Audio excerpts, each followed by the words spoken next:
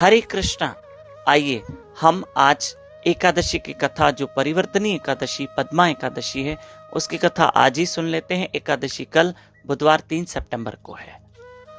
युधिष्ठिर महाराज ने पूछा, प्रभु भाद्र मास के शुक्ल पक्ष की एकादशी की महिमा क्या है और उस एकादशी का नाम क्या है। भगवान श्री कृष्ण ने युधिष्ठिर महाराज को बताया कि ये एकादशी, इस एकादशी का नाम है पार्श्व एकादशी, परिवर्तनीय एकादशी और पद्मा एकादशी।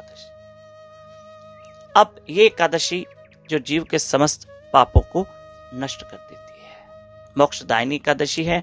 आज की एकादशी का नाम परिवर्तनीय एकादशी इसलिए है क्योंकि भगवान विष्णु जो 4 महीने तक मेरे हरि जो योग निद्रा में शयन करते हैं, तो आज 2 महीने हो गए लगभग, और भगवान आज करवट लेते हैं।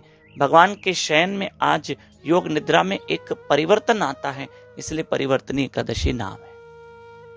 और आज की कथा इस प्रकार है, ध्यान से सुनिएगा कि राजा बलि जो दैत्यों के राजा हैं, उन्होंने एक बार देवताओं से युद्ध करके उनके सारे लोक ले लिए थे, और राजा बलि जो अब 14 लोकों के स्वामी बन गए।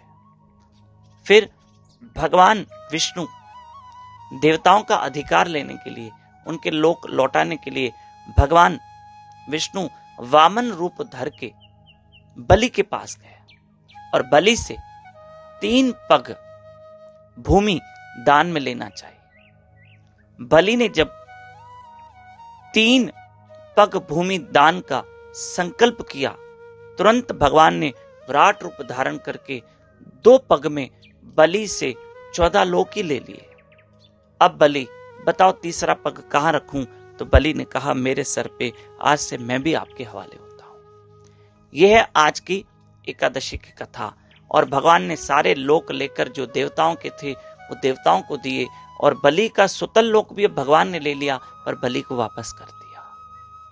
आज की एकादशी का कोई जो कल एकादशी, कल आज कथा हम आज ही बता दें। तो जो कल एकादशी है, जो एकादशी का व्रत कर रहे हैं कल, उनको सहस्त्र वाजपेयी यज्ञों का फल प्राप्त होता है। 1000 वाजपेयी यज्ञ का फल प्राप्त होता है जो कल एकादशी का व्रत करेंगे।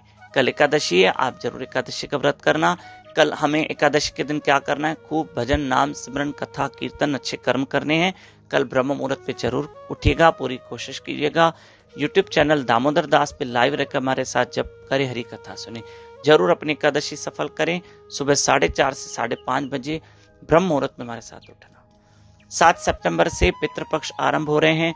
आपसे हाथ जोड़ के प्रार्थना है कि 7 सितंबर से 21 सितंबर तक आप जरूर ब्रह्म मुहूर्त पे उठना, अपने पितरों के लिए उठना, सुबह उठकर पितरों के लिए जप करना।